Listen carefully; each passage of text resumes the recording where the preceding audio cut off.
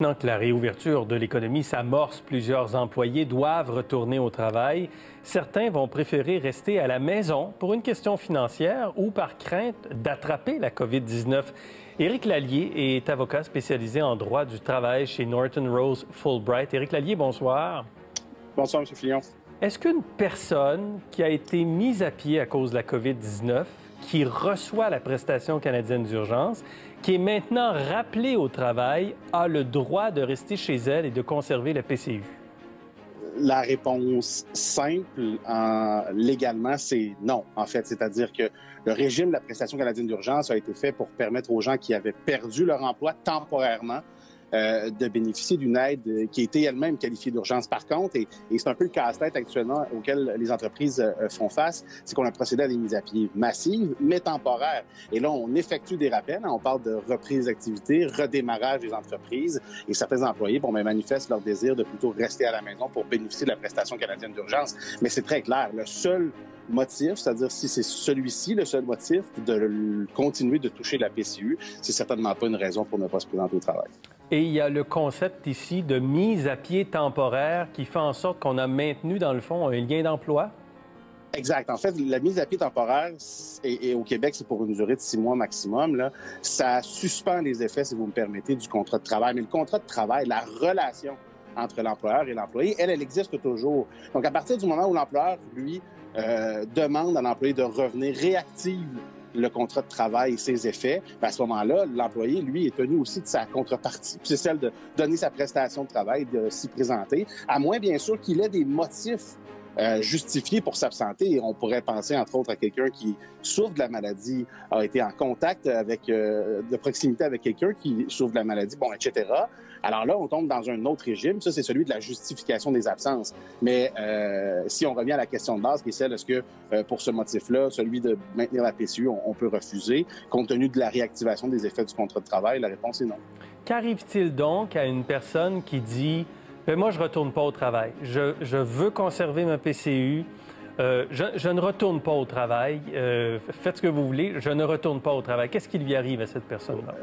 Moi, c'est ce que j'appelle un pari risqué, parce que la résultante, la conclusion de tout ça, ça risque effectivement que la personne perde son emploi. Alors, de deux choses l'une, soit on considérera que la personne a abandonné volontairement son travail, qu'elle a démissionné, soit on estimera qu'on a un motif de congédiement.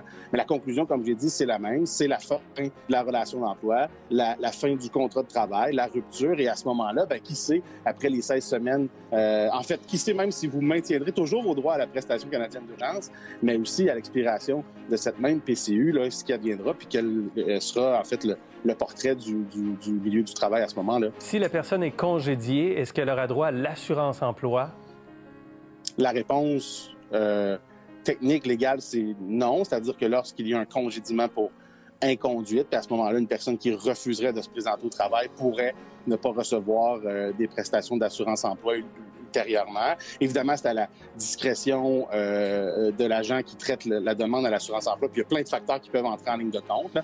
Mais de façon théorique, la réponse, c'est que effectivement, l'employé risque de ne pas recevoir ni de prestations de la PCU ou de l'assurance-emploi à terme. Si elle démissionne, donc quitte volontairement son emploi, elle n'a plus droit à la prestation canadienne d'urgence, on l'a bien compris. Est-ce qu'elle a le droit à l'assurance-emploi? Même conclusion, c'est-à-dire que à ce moment-là, non, l'assurance-emploi non plus ne s'appliquera pas et la personne véritablement risque de se retrouver sans moyens et même peut-être davantage encore, c'est-à-dire que lorsque des vérifications seront entreprises, pourrait même avoir à rembourser une portion de la prestation canadienne d'urgence qu'elle a touchée. C'est important de dire aussi que les règles sont différentes entre la PCU, la prestation canadienne d'urgence, et l'assurance-emploi. L'assurance-emploi, c'est de rester disponible pour le travail. Oui, en fait, c'est-à-dire que c'est des régimes qui sont complémentaires. Le premier, la PCU, qui vise à aider les gens dans la période d'urgence cruciale qu'on a actuellement. Puis dans ce régime-là, il n'y a pas d'obligation de tenter de se trouver un emploi ou de rester disponible à l'emploi, alors qu'en matière d'assurance-emploi, lorsqu'on applique les règles usuelles, puis je vous dirais qu'actuellement, il n'y a plus grand-chose d'usuel, mais lorsqu'on applique les règles usuelles, effectivement, il faut rester disponible à l'emploi et même effectuer des démarches en ce sens-là. Il y a une question qui revient souvent, Éric Lallier, puis je vais vous la soumettre parce qu'on la reçoit de bien des gens qui nous la posent. Est-ce qu'un refus de retourner au travail pour un travailleur de plus de 70 ans entraîne la perte de la PCU? Parce qu'on sait qu'on demande aux gens qui ont plus de 70 ans, c'est pas un ordre formel et la police n'est pas en avant de la maison pour vérifier, là, mais on demande aux gens de 70 ans et plus en raison des craintes plus grandes sur la santé. Est-ce que un refus de retourner au travail pour une personne de 70 ans et plus entraîne la perte de la prestation canadienne d'urgence?